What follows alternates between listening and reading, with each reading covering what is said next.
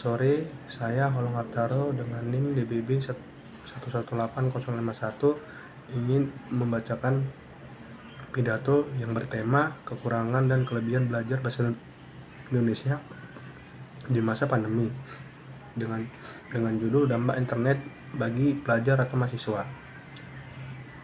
Yang terhormat Bapak atau Ibu dosen bahasa Indonesia dan teman-teman yang berbahagia. Pertama, marilah kita panjatkan puji dan syukur kehadirat Tuhan Yang Maha Esa yang telah memberikan kesempatan dan nikmat sehat kepada kita semua. Pertama-tama, izinkan saya membaca di sini untuk menyampaikan sebuah pidato singkat yang berjudul dampak internet bagi pelajar atau mahasiswa yang dimana pidato ini bertema tentang kekurangan dan kelebihan belajar bahasa Indonesia di masa pandemi. Perkembangan internet saat ini sangatlah pesat. Dengan adanya internet, kita dapat dengan mudah mengakses segala sesuatu di internet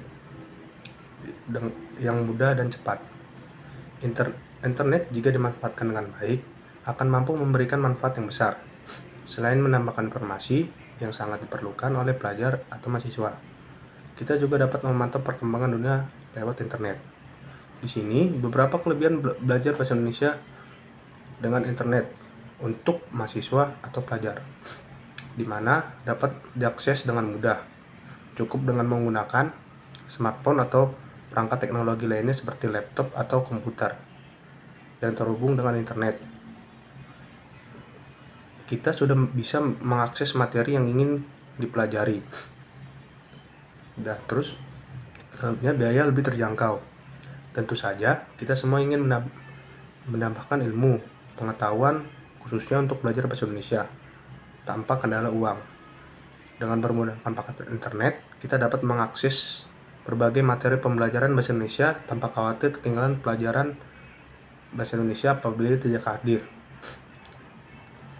Terus selanjutnya waktu belajar fleksibel. Biasanya kebanyakan orang yang ingin belajar tidak memiliki waktu yang cukup. Waktu untuk belajar bisa dilakukan kapan saja tanpa terikat dengan jam pelajaran atau jam perkuliahan. Selanjutnya, wawasan yang luas untuk belajar bahasa Indonesia.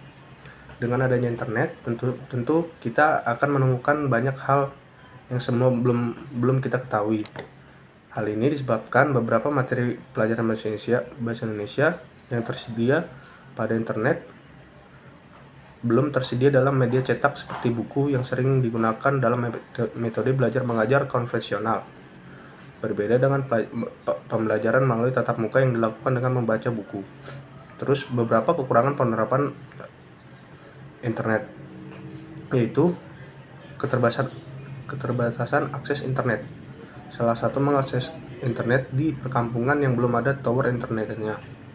Itu bisa mengakibatkan keterbatasan internet atau internet tidak terjangkau.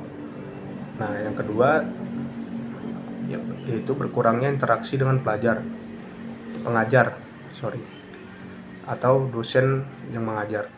Hal tersebut menyebabkan interaksi pengajar atau dosen dan mahasiswa atau siswa menjadi berkurang sehingga akan sulit bagi kita untuk mendapatkan penjelasan lebih lanjut mengenai materi yang sukar dipahami.